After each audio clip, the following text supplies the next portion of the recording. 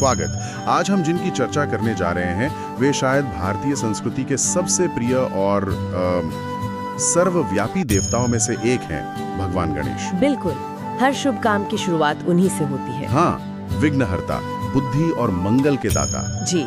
हमारे सामने उनके विषय में कई तरह की जानकारी है, जैसे प्राचीन पौराणिक कथाएं हैं, गणेश चालीसा के अंश हैं और उनके स्वरूप और प्रतीकों का विश्लेषण भी है। हाँ, और कुछ प्रसिद्ध मंदिरों से जुड़ी बातें भी हमें मिली हैं। काफी कुछ है बात करने को। सही कहा।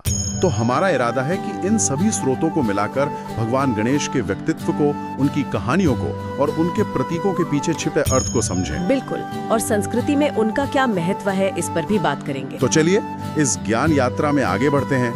सबसे पहले अगर उनके परिवार की बात करें तो वो भगवान शिव और देवी पार्वती के पुत्र के रूप में जाने जाते हैं। हाँ, ये तो सबसे आम जानकारी है।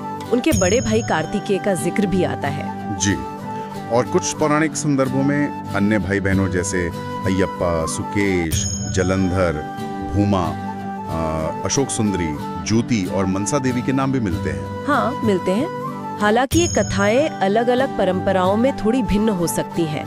मतलब हर जगह ये सारे नाम एक साथ नहीं मिलते। अच्छा, और उनके विवाह का जिक्र करें तो उनकी पत्नियों रिद्धि और सिद्धि की बात आती है। बिल्कुल, रिद्धि और सिद्धि।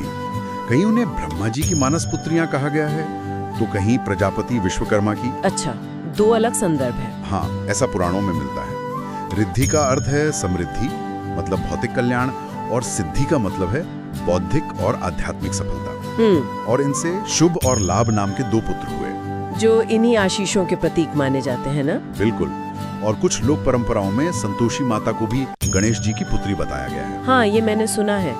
और उनके नामों की तो एक लंबी सूची है। गणपति, विनायक, गजानन। हाँ, बहुत नाम है। गणपति यानी गणों के स्वामी। विनायक मतलब विशिष्ट नायक या बाधाओं को हटाने वाले।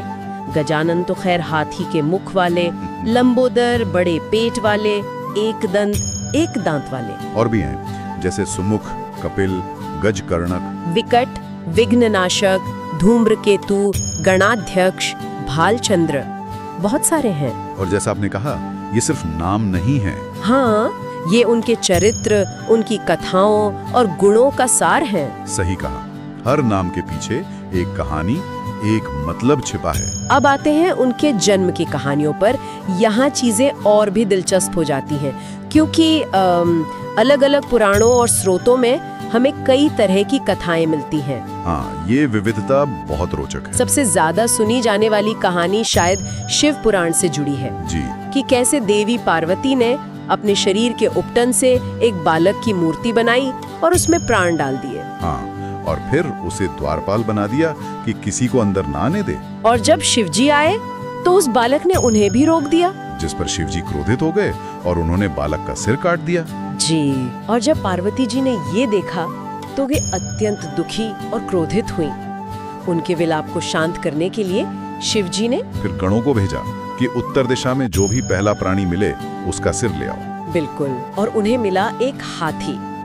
उसी का सिर लगाकर बालक को पुनर्जीवित किया गया और यहीं से वे गजानन कहलाए। लेकिन एक और कथा भी काफी प्रचलित है, वो गणेश चालीसा वाली, जिसमें शनिदेव की भूमिका आती है। हाँ, वो कथा भी है। उसके अनुसार माता पार्वती के तप से प्रसन्न होकर भगवान ने पुत्र का वरदान दिया और बालक बिना गर्भ के ही प्रकट हुआ। अच्छा।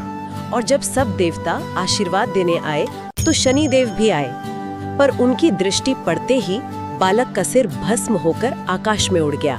ओहो। तब कहते हैं कि भगवान विष्णु ने गरुड़ को आज्ञा दी और वे ऐरावत हाथी का सिर लेकर आए, जिसे शिवजी ने मंत्रों से अभिमंत्रित कर बालक के धड़ पर स्थापित किया। जी, तो देखिए जन्म को लेकर ही कितनी अलग अलग बातें हैं। हाँ, और आपने बताया था पद्म पुराण, लिंग पुराण, वराह पुराण में भी अलग कथाएं हैं। बिल्कुल। पद्म पुराण कहता है कि पार्वती जी ने उपटन की आकृति गंगा में डाली, जो विशाल हो गई। गंगा और पार्वती दोनों ने उसे पुत्र माना, इसीलिए गांगेयर और द्वैमातुर कहलाए, दो माताओं वाले। हाँ, बिल्कुल। लिंग पुराण में कथा है कि देवताओं की प्रार्थना पर शिव ने असुरों के काम में बाधा डालने के लिए गणेश को प्रकट किया। मतलब उनका अवतारी विघ्न डालने के लिए हुआ। ये तो बिल्कुल अलग बात हो गई। और वराह पुराण की कथा तो और भी अनोखी है कि शिव ने गणेश को बहुत सुंदर बनाया था, पर चिंता हुई कि कहीं ज्यादा आकर्षण का केंद्र ना बन जाए, तो उन्हें गजमुख और बड़ा पेट दे दिया। तो इन अलग अलग कहानियों का क्या मतलब निकालें? क्या ये एक दूसरे को काटती नहीं है? देखिए, काटने से ज्यादा शायद ये पूरक है। एक तरह से ये अलग अलग समय या समुदायों में गणेश जी की अवधारणा कैसे विकसित हुई उसे दर्शाती है। अच्छा। कोई कथा उनके माँ पार्वती के वात्सल्य से जोड़ती है, कोई देवताओं के रक्षक के रूप में दिखाती है, कोई उनके विघ्नहर्ता रूप पर जोर देती है। मतलब ये विविधता ही उनकी व्यापकता का प्रमाण है। हाँ, उनकी बहुआयामी व्यक्तित्व का। ये तो वाकई दिलचस्प है। अच्छा, तो अब उनके स्वरूप पर आते हैं। ये हाथी का सिर ही क्यों? इसका क्या विशेष महत्व है? और उनके बाकी लक्षण, बड़ा पेट, बड़े कान, टूटा दांत, इनके पीछे भी गहरे अर्थ होंगे। निश्चित रूप से हाथी का सिर सिर्फ एक दुर्घटना का नतीजा नहीं है, इसमें गहरा प्रतीकात्मक है। जैसे हाथी को बुद्धि, स्मृति और शक्ति का प्रतीक माना जाता है। उसका बड़ा सिर ज्ञान और विवेक की विशालता दिखाता है। ज्ञान, शक्ति और कर्म शक्ति का संगम। हाँ बिल्कुल, जानने की शक्ति और करने की शक्ति। हाथी शांत रहता है, पर जरूरत पड़ने पर बाधाएं हटाकर रास्ता बना लेता है। गणेश जी के विघ्नहर्ता स्वरूप की तरह। एकदम। और उनका विशाल पेट, लंबोदर। लंबोदर होना उनकी उदारता दिखाता है। सब कुछ अच्छा बुरा, ज्ञान, अनुभव अपने अंदर समा लेने की क्षमता, पचा लेने की क्षमता।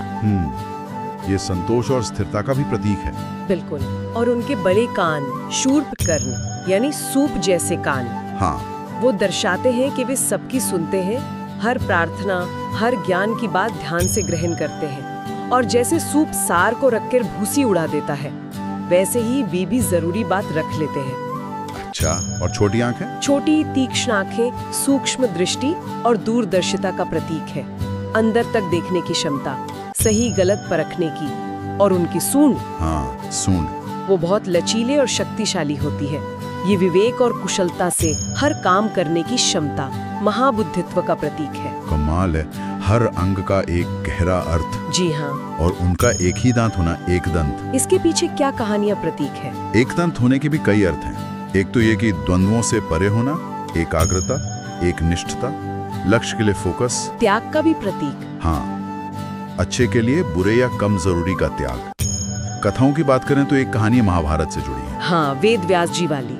जी, वेद व्यास जी बोल रहे थे और गणेश जी लिख रहे थे। लिखते लिखते उनकी कलम टूट गई तो उन्होंने अपना दांत तोड़ लिया। हाँ, काम रुके नहीं, इसलिए फौरन अपना एक दांत तोड़कर उसे कलम बना लिया और लिखना जारी रखा।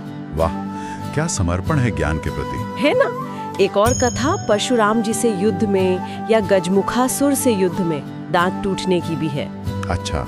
और उनके हाथों में जो पाश और अंकुश होते हैं, हाँ, उनका क्या मतलब है? पाश है इंद्रियों और मन पर नियंत्रण, और अंकुश है आत्मनियंत्रण, प्रेरणा, सही दिशा में मार्गदर्शन।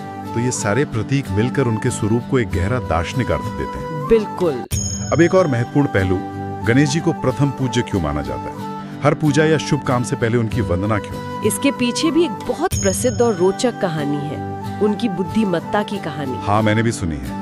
वो देवताओं के बीच प्रतियोगिता हुई थी पृथ्वी की परिक्रमा करने की। बिल्कुल। कहानी है कि देवताओं में श्रेष्ठ कौन, इस पर विवाद हुआ। तो तय हुआ कि जो सबसे पहले ब्रह्मांड या पृथ्वी की परिक्रमा करके लौटेगा, वही सर्वश्रेष्ठ माना जाएगा और उसी को पहली पूजा का अधिकार मिलेगा। जी। तो सब देवता अपने अपने तेज वाहनों पर निकल पड़े। कार्तिकेय जी अपने मोर पर उड़ चले। लेकिन गणेश जी का वाहन तो मूषक है, वो भला कैसे रेस जीतते? यही तो बात है, यही गणेश जी की बुद्धि काम आई। वो शारीरिक बल या वाहन की तेजी में शायद पीछे थे, पर उन्होंने स्थिति को समझा और एक अनोखा हल निकाला। उन्होंने क्या किया? उन्होंने अपने माता पिता शिव और पार्वती को एक आसन पर बिठाया और उनकी 7 बार परिक्रमा कर ली। अच्छा। जब उनसे पूछा गया तो उन्होंने कहा, शास्त्र कहते हैं माता पिता की परिक्रमा करना संपूर्ण ब्रह्मांड की परिक्रमा करने जैसा है। मेरे लिए तो आप ही मेरा ब्रह्मांड है।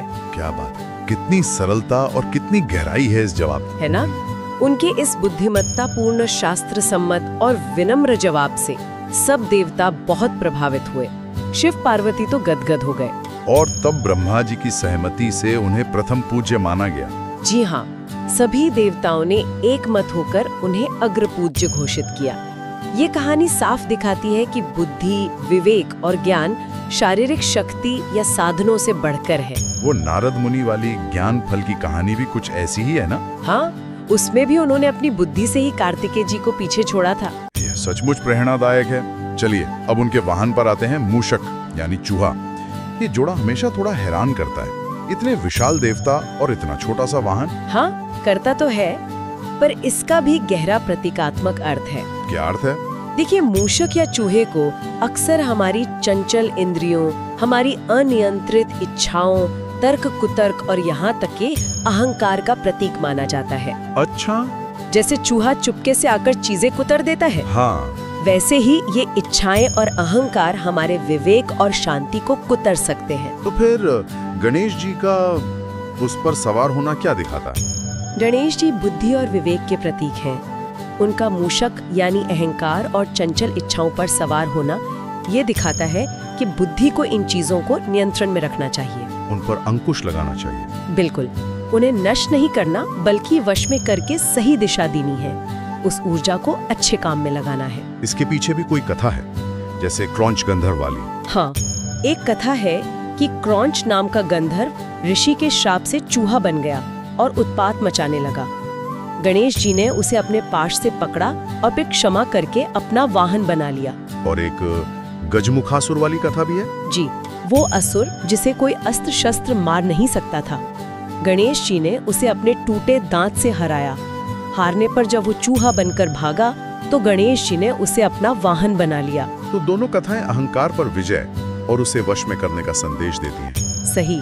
और चूहे की कुतरने की आदत, उसका भी एक मतलब है। क्या? वैसे ही गणेश जी की कृपा और विवेक हमारे अज्ञान, संदेह और बाधाओं के बंधनों को काट देते हैं। ये भी सिखाता है कि छोटे साधन से भी बड़ा काम हो सकता है। बिल्कुल, अगर सही नियंत्रण और दिशा हो तो मूषक सिर्फ वाहन नहीं, आत्म नियंत्रण और विवेक का प्रतीक है। अब बात करते हैं गणेश जी के विवाह की, उनकी पत्नियों रिद्धि और सिद्धि की। आपने शुरू में बताया था कि वे ब्रह्मा जी या विश्वकर्मा जी की पुत्रियां मानी जाती हैं। जी, रिद्धि जैसा नाम से ही लगता है, समृद्धि, धन, वैभव, भौतिक सुख का प्रतीक है। और सिद्धि? सिद्धि मतलब हर तरह की सफलता, चाहे वो दुनियावी हो या आध्यात्मिक। सिद्धियां, पूर्णता। ये माना जाता है कि जहाँ गणेश यानी बुद्धि और विवेक होते हैं, वहाँ रिद्धि यानी समृद्धि और सिद्धि यानी सफलता अपने आप आ जाती हैं। तो ये विवाह सिर्फ एक पारिवारिक घटना नहीं बल्कि एक दार्शनिक संदेश है। हाँ बिल्कुल, ये दिखाता है कि जीवन में संतुलन कितना जरूरी है। सिर्फ ज्ञान या बुद्धि होना काफी नहीं है। जीवन को पूरा और सुखी बनाने के लिए भौतिक समृद्धि यानी रिद्धि और सफलता यानी सिद्धि भी जरूरी है। जब ज्ञान, समृद्धि और सफलता तीनों का संतुलन बनता है तभी जीवन सार्थक होता है। सही कहा। और उनके पुत्र शुभ और लाभ इसी संतुलन के शुभ परिणाम माने जाते हैं। तुलसी जी से जुड़ी एक कथा भी है उनके विवाह के बारे में। हाँ, एक कथा आती है कि तुलसी देवी गणेश जी के रूप पर मोहित हो गईं और उनसे विवाह करना चाहा। लेकिन गणेश जी ने मना कर दिया। जी, उन्होंने खुद को ब्रह्मचारी बताते हुए मना कर दिया। इस पर तुलसी जी ने गुस्सा होकर उन्हें श्राप दिया कि उनके 2 विवाह होंगे। और गणेश जी ने भी उन्हें श्राप दिया। हाँ, कि उनका विवाह एक असुर से होगा और वे पौधा बन जाएंगी। लेकिन साथ ही आशीर्वाद भी दिया कि वे भगवान विष्णु को प्रिय होंगी और पूजा में महत्वपूर्ण होंगी। शायद इसीलिए गणेश पूजा में तुलसी पत्र नहीं चढ़ाते। हाँ, ऐसा माना जाता है। अब उनकी पूजा विधि और प्रिय वस्तुओं की बात करते हैं। उन्हें कुछ चीजें खास पसंद है, जैसे मोदक, दुर्वा घास, लाल फूल। हाँ, मोदक या लड्डू तो उनका सबसे प्रिय भोग है। शायद ये ज्ञान के मीठे फल का प्रतीक है। अच्छा, और दूर्वा यानी दूब घास के पीछे कहानी है कि अनलासुर राक्षस को निगलने के बाद गणेश जी के पेट में बहुत जलन हुई। तो दूर्वा से शांत हुई? हाँ, जब कई उपाय फेल हो गए तब कश्यप ऋषि ने उन्हें 21 गांठों वाली दूर्वा खिलाई, जिससे जलन शांत हुई। तभी से दूर्वा उन्हें बहुत प्रिय हो गई। ये जीवन शक्ति और पवित्रता का प्रतीक भी है। और लाल फूल जैसे गुड़हल? वो उनके शौर्य और मंगलकारी रूप को दर्शाता है। सिंदूर प्रिय होने का कारण सिंधु नामक दैत्य के वध से जोड़ते हैं। शमी पत्र भी चढ़ाते हैं। गणेश चालीसा का पाठ भी बहुत महत्वपूर्ण माना जाता है। निश्चित रूप से गणेश चालीसा में 40 छंद हैं जो उनके गुण, रूप और लीलाओं का वर्णन करते हैं। कहते हैं कि इसके रोज पाठ से बाधाएं दूर होती हैं, काम बिना रुकावट के पूरे होते हैं और सुख समृद्धि आती है। जी, उनकी कृपा पाने का एक सरल और असरदार तरीका है।